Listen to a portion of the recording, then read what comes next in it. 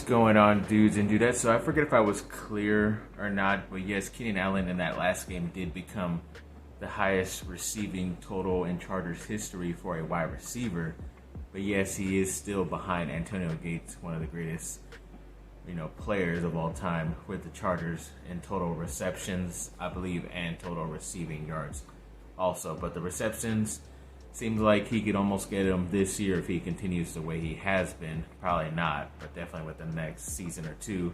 And the yards, he's like a couple thousand away, so it might take another year or three or whatever. But either way, it's still nice to have him up there in the upper echelon of receivers. And I'm actually, to both those guys, I've been able to watch history, so that's pretty awesome for my LA Chargers right now. So definitely looking forward to that.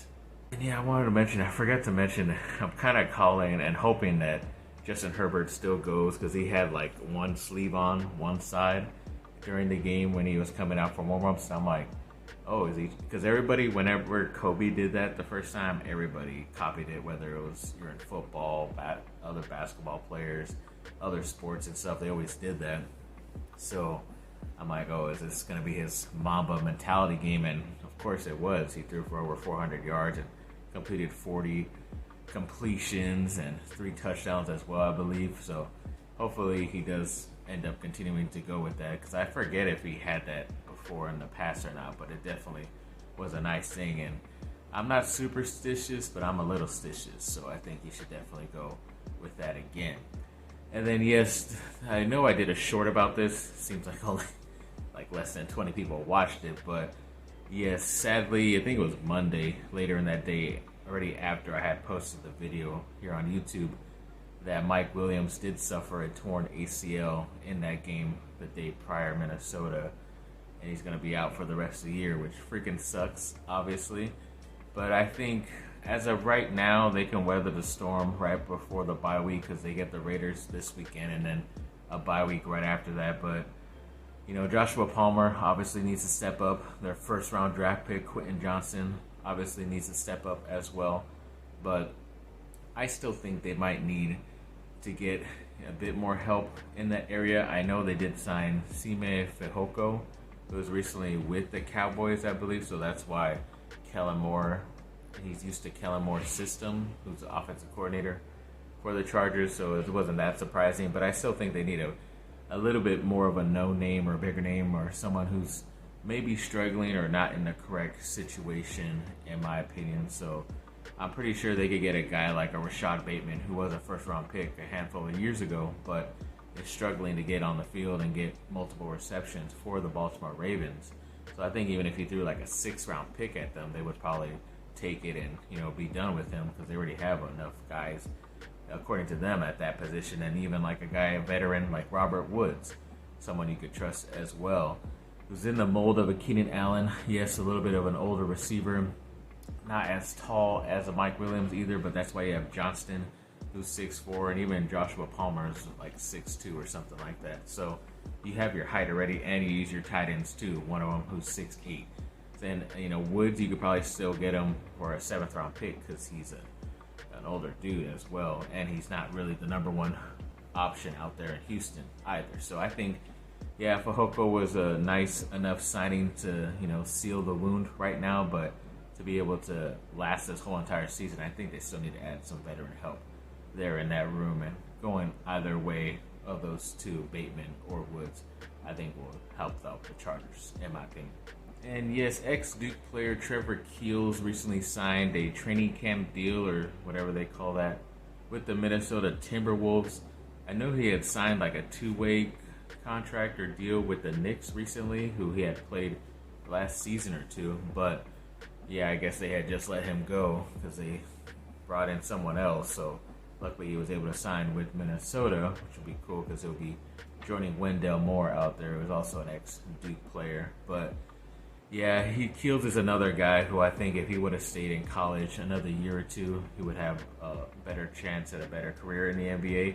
Just because, now you're fighting to get that spot, and people don't know exactly how good you are, even though you are a very talented dude, especially when he was coming out of high school. So I think if he had that extra tape of another season or two at Duke, he would be in a lot better position. But that's just my opinion. But either way, I still think he has a chance to make someone's roster at some points. And yes, Duke did release their entire full schedule, even with the conference schedules as well. They obviously start off big time with Arizona and teams like Michigan State, Arkansas in the SEC Challenge. They also have Baylor, I think, at Madison Square Garden. And then they play Georgia Tech as their first ACC game. I think that's on the road, but that's sandwiched in between some of their non-conference stuff as well. And then they also come home at the end of the year to play North Carolina, which will be their final game of the season right before the ACC tournament. And obviously, because last year they played at North Carolina to end the season, so luckily they at least get to play at home to end the season. And I do have a lot of high hopes for this team because they're finally doing what I've always said they should have done. Maybe not with the certain players, but as if Duke just had a player or two here and there the last handful of years stay instead of being one and done, they would have probably multiple championships or at least a spot at it. Because even with a bunch of freshmen, the year Paolo Banchero was there, if they had a little bit more leadership and all that stuff, another player or two that were older instead of a lot of younger guys, then they probably would have won because they already went to the Final Four. But yes, this team has a lot of sophomores, very talented sophomores returning who would have been first-round picks, and then also 4 very talented freshmen who probably could be one and done, but they might end up staying as well just because of how good they are, except maybe Foster. He looks like the most NBA-ready body, in my opinion. But yeah, and you have, Jeremy Roach returning as well as a senior, so that's going to definitely help out the situation. And Tyrese Proctor, Kyle Filipowski, Mark Mitchell, and all these guys are going to be pretty much 100% healthy once the season comes around. So yeah, it does look like a tough schedule if you look at it from past of what those teams have done that they're going to be playing against, but I still think they do have a chance to do something big this year, even with that tough of a schedule, especially in the March Madness tournament in March. And yeah, the other day, the Chargers apparently now have a team dog, which is pretty cool. I believe his name is Rivers, so congrats to him. He looks like a Labrador Retriever, golden Labrador Retriever, something like that. So yeah, it'd be pretty interesting to see if he's on the sideline or not during the games, but we'll have to wait and see. And then, yeah, they did a division update with that win last week. The Chargers did move up to 3rd place, I believe it was, in their division. Somehow they are still behind the Raiders, even though the Raiders have the same records. I don't know where they get that from, who is leading and who isn't, but they do have a chance to be able to knock the Raiders right behind them with another win this Sunday, which I'm hoping for, especially because I'm hearing Austin Eckler is healthy, which is, or at least he's practicing a bit more. So I'm hoping he will be healthy to push it out there, especially to help my fantasy football team. But yeah, definitely looking forward to this game, and hopefully they'll be able to move up in the standings as well, not only in their division, but in their conference also. And then when it comes to the Anaheim Ducks, yes, I didn't even know they were playing preseason games the past couple of days, but they recently beat the San Jose Sharks again 4-2. I think it was like back-to-back games. They beat them 4-2, and the Ducks are 3-0 this preseason, which is nice. It doesn't count because it is preseason, but a little bit of nice positive momentum heading into the NHL season, so I can't be mad about that. So definitely looking forward to that season coming up.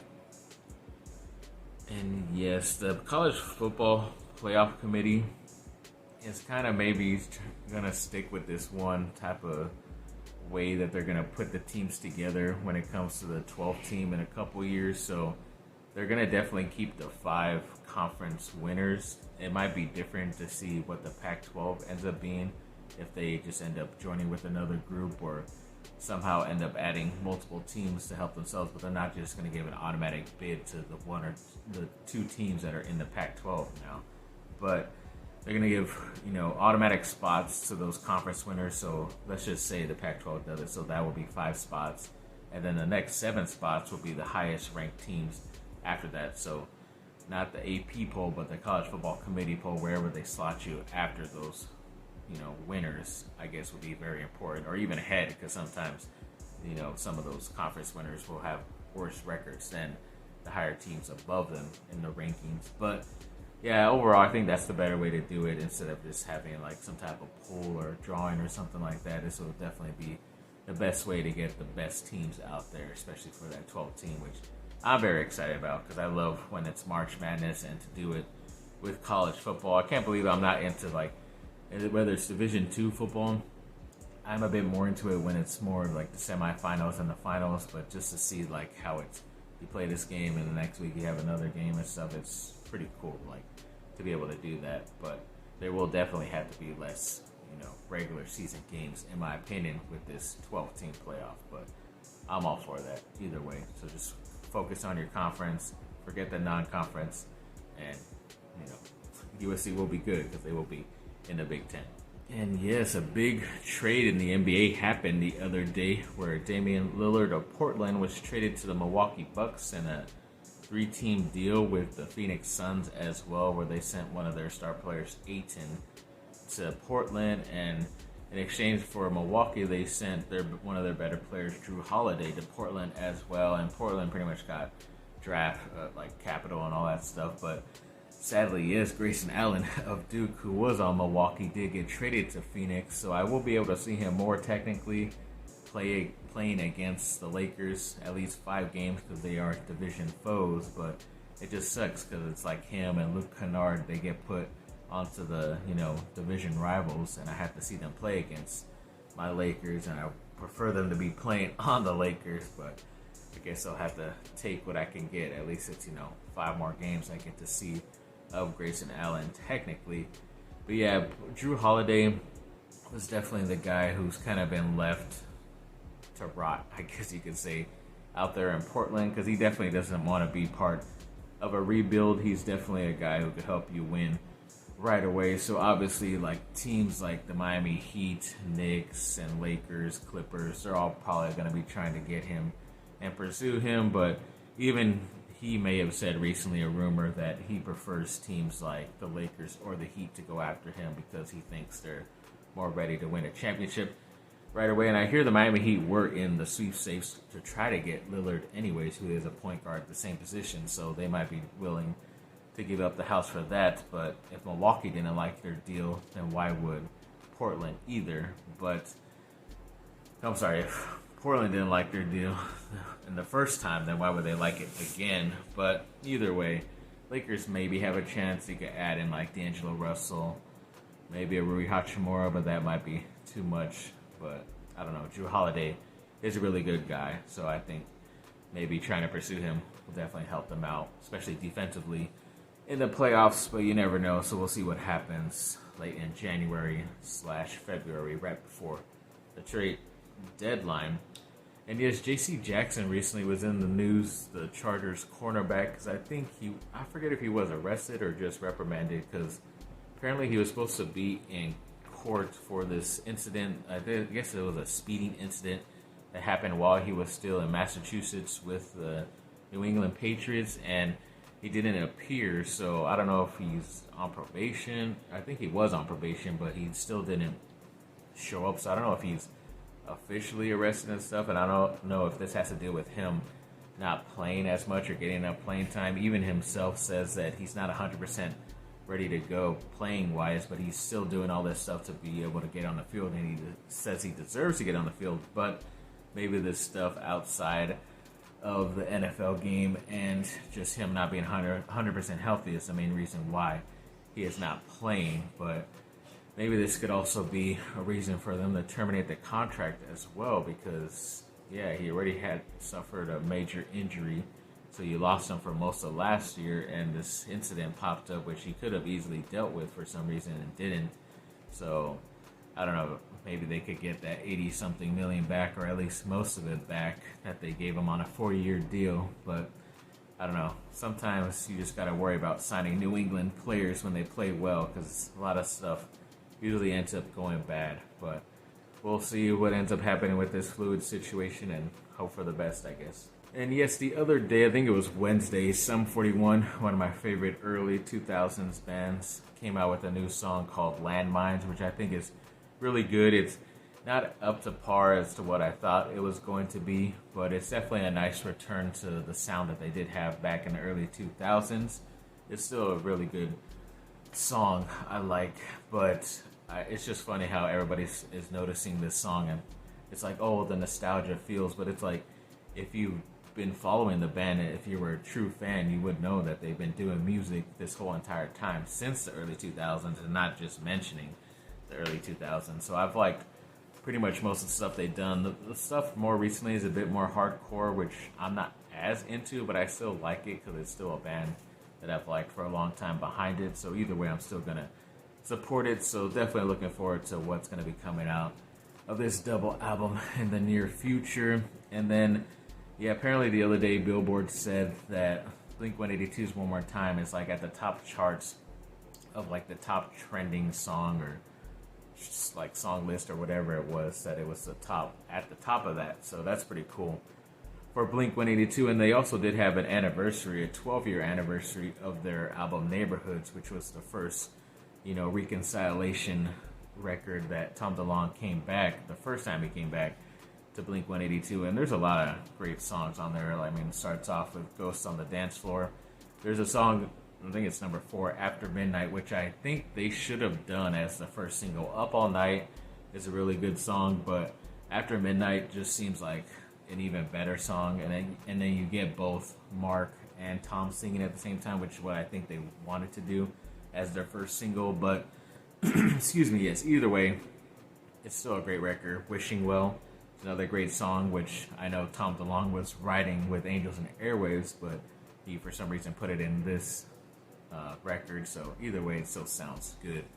And Even If She Falls is another song. If you get the extra, included edition of extra songs, it's the very last song on there, number 14. And I think that's probably one of the best songs on the record as well. So if you haven't listened to it, check it out. But yeah, it's definitely one of their better albums and more divisive albums in a lot of people's opinions out there.